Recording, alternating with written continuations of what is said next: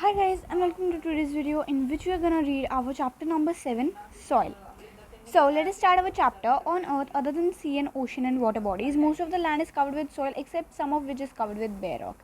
अभी क्या है देखो, सी एंड ओशंस के अलावा भी हमारा जो अर्थ है उसका मतलब सॉइल भी उस पर प्रेजेंट है ना.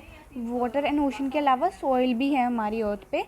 एंड soil actually है क्या, what is actually soil is the uppermost layer of the earth surface. It is the uppermost मतलब सबसे ऊपर वाली uppermost layer of the earth surface covered earth surface. It is powdery brown. ये इसका colour दे रखा है कि वो powdery मतलब black brown yellow mixture of broken और powdered rock material. powdered मतलब जो टूट चुके रॉक, पाउडर के जैसे जो रॉक होते हैं ब्राउन ब्लैक और गोल्डन येलो, ऐसे जो रॉक्स जो टूट चुके हैं उसका मिक्सचर होता है जो हमारा सॉइल होता है. And powder rock material with moisture and humus. And इसमें और क्या प्रेजेंट होता है, मॉइस्चर एंड ह्यूमस प्रेजेंट होता है. Soil supports life. सॉइल में सॉइल मतलब हमारा जो लाइफ है उसको मतलब सपोर्ट करता है. जो प्लांट्स हैं हमारे वो भी इसी में ग्रो करते हैं. जो भी एनिमल्स जो सॉइल के नीचे रहते हैं like as earthworms, insects, worms and microbes वगैरह, बैक्टीरियाज वगैरह, उनको भी सॉइल ही सपोर्ट करता है. Originally the earth was molten rock surrounded with gases including moisture. अभी जो अर्थ था वो क्या था, इट वॉज मोल्टन रॉक्स मतलब वो रॉक्स से कवर्ड था surrounded with gases including moisture. And क्या हुआ, अभी जो मोल्टन रॉक्स थे वो कूल हो गए टू फॉर्म पेरेंट रॉक. वो पेरेंट रॉक फॉर्म कर गए, वो बड़े रॉक फॉर्म कर गए. And big part of moisture cool to form water. अभी जो मॉइस्चर था वो वाटर बन गया. सो जो मेनली जो हमारी सॉइल है वो बनती कैसे है, हाउ इज सॉइल फॉर्म्ड. तो original rock on the surface of earth was the parent rock. की जो मतलब ओरिजिनल जो बड़ा रॉक था that was called parent rock. And gradually जो पेरेंट रॉक्स थे they got broken on the surface by the natural processes like as earthquakes, ठीक है, and then forming soil by the process called weathering of rocks. And by this process they formed soil.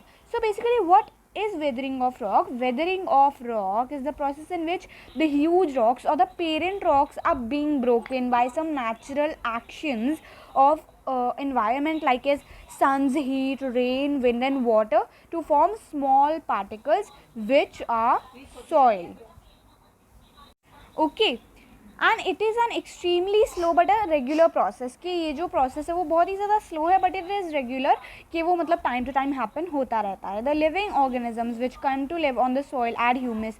कि जो भी मतलब उसमें जो भी organisms रहते हैं सॉइल के अंदर they add humus to the soil and decompose organic matter from dead plant and animal bodies to make it fertile. and ये जो humus है ये क्या कर देता है, soil को और भी ज़्यादा fertile कर देता है. this makes it more suitable to grow crops.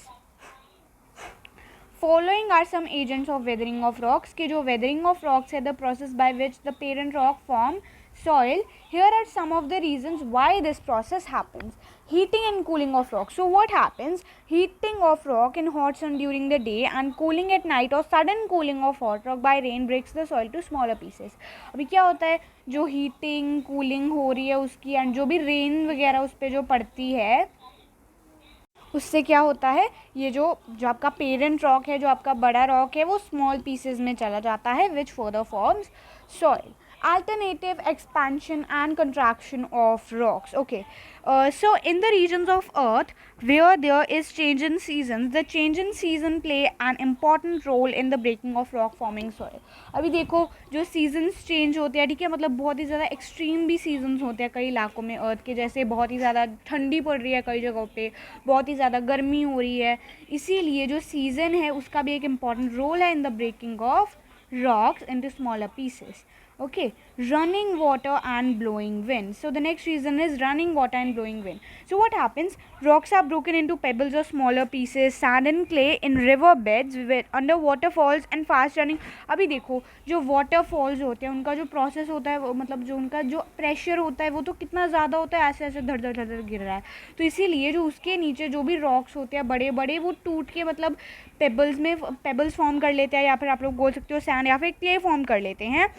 and due to the continuous rubbing while being carried with the running water, the rock breaks down into smaller and smaller pieces.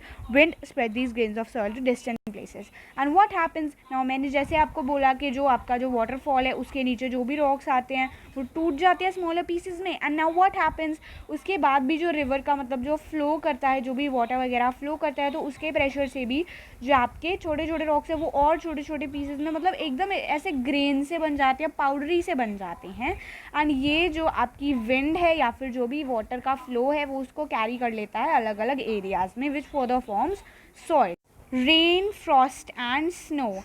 Okay, frost condenses to form water which gets into cracks in rocks. Rainfall also enters in the cracks of rocks. When it is severe cold during winter, water in the cracks on rock freezes forming ice. We have already learned that water expands while changing into ice.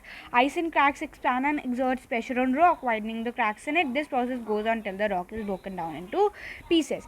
So now what happens whenever there is rain, frost and snow? What happens? Frost क्या होती है? Frost होती है मतलब जो आपकी जो बर्फ़ जमी हुई होती है उसको हम लोग फ्रॉस्ट बोल देते हैं. कि फ्रॉस्ट क्या होती है? Frost condenses to form water. And अभी क्या होता है, जो आपकी जो क्रैक्स है, अभी रॉक्स में काफ़ी सारे क्रैक्स वगैरह होते हैं ना, तो क्या होता है when it is severe cold during winter, जब बहुत ज़्यादा कोल्ड होता है, जब बर्फ़ वाली ठंडी पड़ रही होती है, तो क्या होता है जो वाटर होता है क्रैक्स में, रॉक्स के क्रैक्स के बीच में, तो क्या होता है वो आइस में फॉर्म कर लेता है. आइस बन जाता है वो by the process of freezing.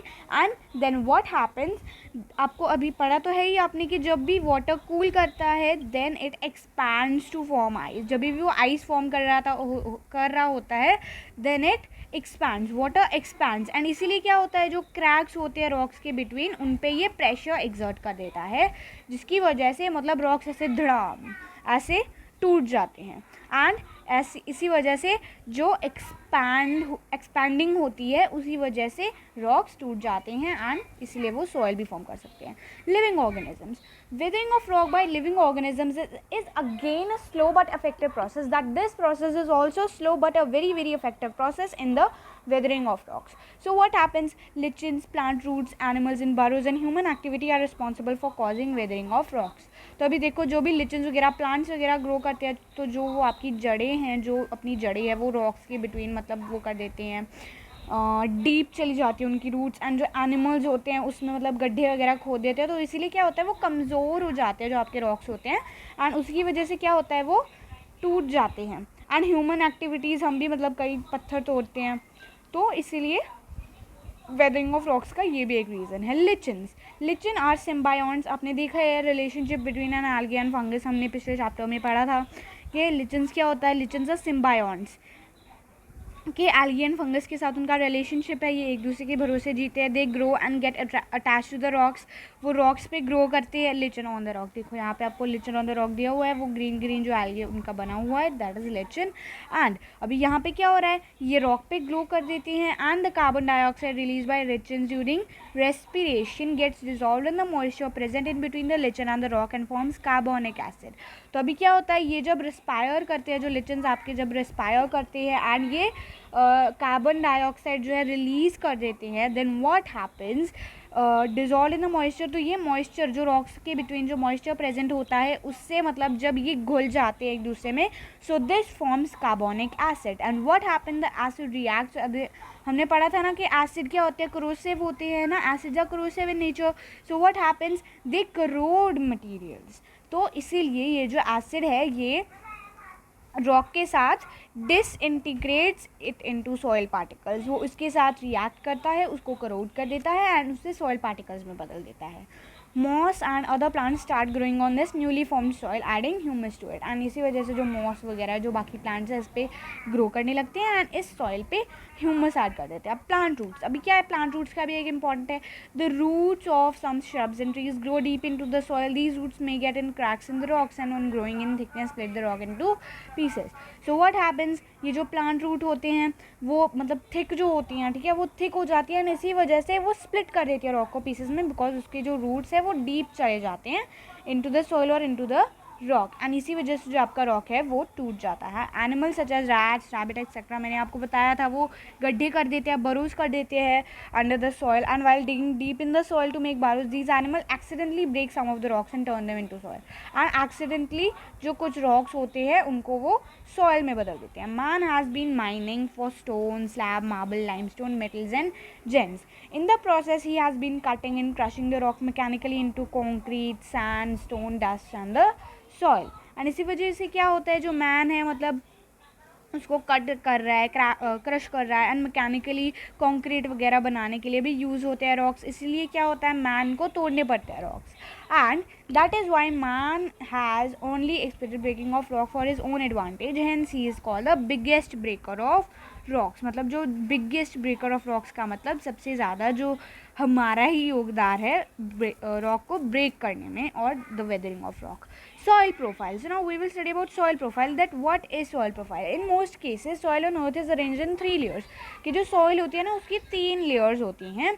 Can be seen in a trench dug vertically down by laborers along the road to lay a pipeline of the foundation of a house. अभी देखो vertically मतलब ऐसे करके जो vertically dig कर देते हो अगर आप उसका एक साइड, तो आपको layers दिखेंगी rock की. And the vertical cut of soil from the ground surface to the parent rock that exposes the different layers of origin known as soil profile of the soil. When we find soil in 3 horizons which are A horizon, A horizon दिख रहा है आपको, 2 minute, wait a minute. A horizon, जो A horizon है पहला, A horizon the top soil. And what is basically a horizon? It is the uppermost layer of soil that is exposed to air. कि वो सबसे ज़्यादा ऊपर वाली layer है. and it is exposed to air. के एयर उसके मतलब exposed to air का मतलब है कि एयर उसके मतलब ऊपर से जा रही है. and exposed to air है मतलब वो ज़मीन है, आप लोग उसे ज़मीन भी बोल सकते हो, which is the top soil. And the top soil is the most useful part of soil because it has the following characteristics: soft, porous and capable of holding good amount of water. जो आपकी जो top soil होती है, it holds good amount of water in it, and it is soft, porous. उसमें porous का मतलब होता है जब उसमें बहुत सारे मतलब holes वगैरह होते हैं, ठीक है, and capable of holding good amount of water. Rich in minerals and add humus which make the soil fertile, कि उसमें ह्यूमस भी प्रेजेंट होता है जो सॉइल को फर्टाइल बना देता है. And darker then other layer because of humus. And ये डार्क होता है जो आपका टॉप सॉइल होता है, अदर लेयर से डार्क होता है because it is having humus in it, उसमें ह्यूमस प्रेजेंट होता है.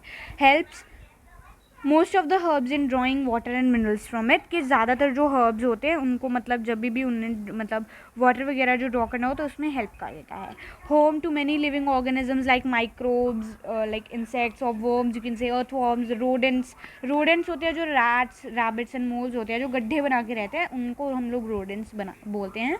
एंड उनका ये घर की तरह काम करता है जो टॉप सॉइल होता है. Retains rain water, a good amount of this water earlier either percolates through it to reach the subsoil below or flows away as rainwater. तो क्या होता है ये मतलब retains rain water, जो रेन वाटर के भी जो प्रोसेसेस होते हैं उनको मतलब वो करता है. जो देखो अभी जो तो वाटर इसे चाहिए होता है वो इसके थ्रू परसोलेट कर जाता है to the subsoil which is the second layer, ठीक है. एंड जो बाकी वाटर जो नहीं चाहिए होता है वो रन अवे वाटर से मतलब इधर उधर फ्लो कर जाता है. B horizon, which is the subsoil. So now we will study about B horizon, which is the subsoil, and the layer of soil below the topsoil is subsoil. की सबसे ऊपर वाली topsoil हो गई and उससे नीचे वाली subsoil हो गई. The subsoil has having the following characteristics. इसमें ये सारे characteristics होते हैं. poor in humus but rich in minerals. कि इसमें humus बहुत कम होती है but इसमें minerals बहुत ज़्यादा होते हैं. topsoil से ज़्यादा इसमें minerals होते हैं subsoil में. Lighter colour in due to less humus in it, इसका जो कलर है वो लाइट होता है बिकॉज इसमें ह्यूमस कम प्रेजेंट है जो हम पहले पॉइंट में पढ़ चुके हैं. Generally compact then the top soil. Compact का मतलब बोल सकते हो कि थोड़ी सी छोटी है टॉप सॉइल से, बहुत ही ज़्यादा मतलब क्या बोल सकते हो कि कॉम्पैक्ट सी है, मतलब जुड़ी सी हुई है कि इसमें इतने ज़्यादा होल्स वगैरह नहीं बोल सकते हो आप. कि रिच इन सॉइल वाटर, कि इसमें जो सॉइल वाटर है वो प्रेजेंट होता है. रिच इन सॉइल वाटर मतलब जो भी प्लांट्स वगैरह को जो भी सॉइल वाटर चाहिए होता है वो इसमें होता है सब सॉइल में, ठीक है. हाँ, home to many boring animals, जो बरो करते हैं, जो एनिमल्स गड्ढे खोद के रहते हैं, ठीक है, उनका भी ये होम वगैरह आप बोल सकते हो बोरिंग एनिमल्स का।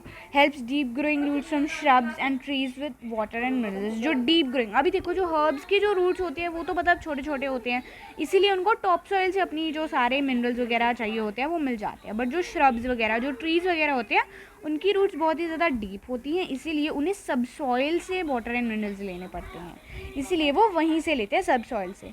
sea horizon or the substratum. Now this is the layer below the subsoil. अब ये subsoil से भी नीचे वाली लेयर है substratum, इसको हम लोग substratum भी बोल देते हैं। And the substratum includes big pieces of broken rocks formed as result of partial weathering of rocks.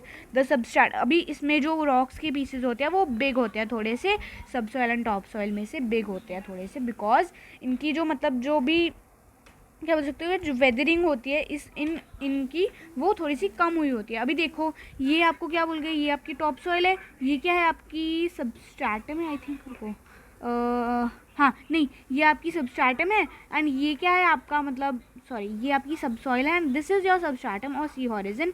अभी देखो आपको एक डिफरेंस दिख रहा होगा कि जैसे जैसे ये नीचे जाते जा रहे हैं वैसे वैसे इसके जो रॉक्स है वो भी बढ़ते जा रहे हैं। सब सॉइल में कम रॉक्स थे, अभी जो है इसमें ज़्यादा रॉक्स हो गई, बिकॉज इसकी जो वेदरिंग है वो पार्शियली हुई होती है, पूरी तरह वेदरिंग नहीं हुई होती, जो आपका सी हॉरिजन है। And roots from trees growing deep in the soil में रीच दिस हॉरिजन, के जो ट्रीज़ के जो रूट्स होते हैं जो बहुत ज़्यादा डीप ग्रो करते हैं तो वो इस हॉरिजन तक पहुँच जाते हैं। And this is why they remain green, रुको, water from this horizon is available to trees all around the year, कि इससे थोड़ी ना अभी वाटर इवेपोरेट करेगा, बिकॉज ये जो लेयर है वो काफ़ी डीप होती है सॉइल में, इसीलिए इसके अंदर जो वाटर है वो हमेशा बना रहता है, इसीलिए जो आपके ट्रीज होते हैं वो ग्रीन रहते हैं थ्रू आउट द ईयर, ठीक है। The trees all around the year, this is why they remain green all throughout the year even in hot summer when water on the surface of soil evaporates, ठीक है। The bedrock, so the last layer is bedrock. The bedrock is hard solid rock layer impervious to water, के जो सबसे ज़्यादा जो hard solid layer है देखो ये वाली, इसमें बहुत ज़्यादा बड़े बड़े रॉक्स होते हैं, ठीक है। And it may hold water which dissolved minerals, wells and tubewells are dug to this bedrock to draw ground water collected on it. तो क्या होता है इम्प्रीवियस टू वाटर का मतलब है इसमें ही जो ग्राउंड वाटर है वो कलेक्टेड होता है, एंड इसमें क्या है जो वेल्स वगैरह जो भी मतलब पाइपलाइंस वगैरह इसमें ही होती हैं, because it holds ground water. Okay, so now we will study about composition of soil, कि कंपोजिशन किसका बना होता है, ठीक है। The common components of soil are soil particles of different kinds and sizes, कि उसके जो सॉइल पार्टिकल्स के साइजेस डिफरेंट हैं, काइंड्स डिफरेंट हैं, इसीलिए ये उसका बना होता है एक तो। And variety of minerals which are present in soil like as potassium, magnesium, phosphorus, okay. And soil water in air needed by soil organisms and to convert dead and decaying matter into humus, ठीक है। जो soil water या फिर जो air चाहिए होती है soil organisms को वो भी इसमें होती है, एंड ह्यूमस भी होती है to make the soil fertile and dark in colour. And soil is full of microbes such as bacteria, earthworms वगैरह से ये भरी हुई होती है। Do you know that earthworm are called farmer's friend? Why it is called farmer's friend? Because the movements of earthworm through soil make it loose and airy. अभी देखो जो मान लो ये है आपकी कोई भी एक लेयर ले लो सॉइल की, इसमें अगर अर्थवॉर्म्स प्रेजेंट है तो ये क्या करते हैं, मतलब ये मूव करते रहते हैं सॉइल के बिटवीन ऐसे ऐसे ऐसे, तो ये क्या करते रहते हैं जहाँ जहाँ से ये मूव करते हैं वहाँ पे होल्स से बना देते हैं, पोरस से बना देते हैं जो आपकी सॉइल होती है। एंड इसी वजह से जो सॉइल है उसमें वाटर ज़्यादा देर तक रहता है, एंड इसमें एयर भी है जो ज़्यादा आसानी से पास कर सकती है, एंड इसीलिए ये जो प्लांट्स ग्रो करने के लिए ये सॉइल बेस्ट होती है। इसीलिए सॉइल में एडिशनली भी कई बार अर्थवॉर्म्स ऐड किए जाते हैं। So that is Y earthworm is called farmers friend. अगर आपको क्वेश्चन पूछा गया तो आप लोग इसका आंसर दे सकते हो। एंड या वन मोर थिंग कि जो अर्थवॉर्म होते हैं excreta increase the fertility of soil. After they are dead they get decomposed and add humus to the soil. And जब ये मर जाते हैं तो इनका जो ये जो इनकी डेथ होती है ये ह्यूमस ऐड कर देती है सॉइल में। Table 7.1 shows the size of different soil particle. You can perform the activity 1 by taking soil samples from different places such as playground and school ground and find out the properties of different components of soil in them. तो क्या होता है ये सारी आपको types of soil दे रखी हैं, gravel, sand, silk, clay, and इसके जो साइजेस है वो दे रखी हैं।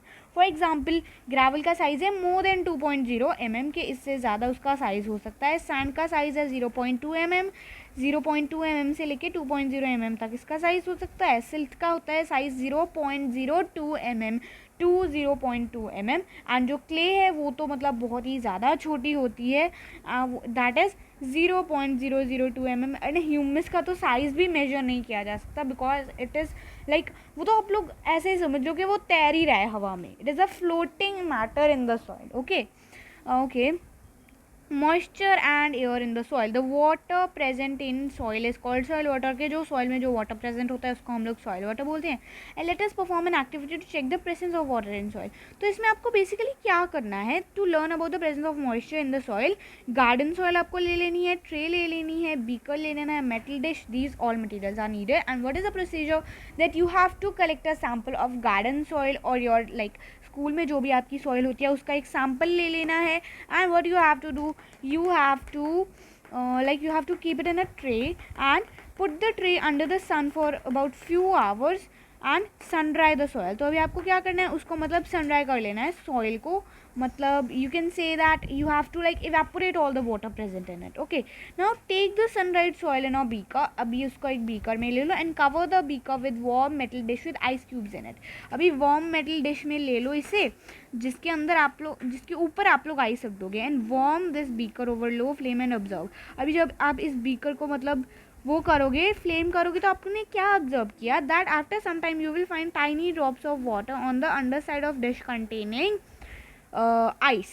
तो अभी क्या होता है, जो आप थोड़े से टाइम बाद क्या देखोगे कि tiny drops of water on the under side of ice, tiny drops देखोगे, मतलब वो आइस पिघल रही है। You can say that the ice is melting. And what is the inference, that on heating moisture present around the soil particles और on the soil particle evaporate and gets cooled. तो on coming in contact with the bottom, no मतलब ice पिघल नहीं रही थी, what was happening कि जो उसमें सॉइल में जो भी मॉइस्चर प्रेजेंट था, जो उसमें वाटर प्रेजेंट था, वो क्या हुआ, वो इवेपोरेट कर गया। एंड जो ऊपर वाली जो भी सॉइल है उस जो ऊपर वाली जो आइस है उसके जो ट्रे है उस पर मतलब उस पर लग के अभी देखो जो आइस है वो तो ठंडी है, तो इसीलिए जो आपका मॉइस्चर था, जो आपकी वाटर ड्रॉपलेट्स थी, वो कंडेंस हो गई and then it is coming down.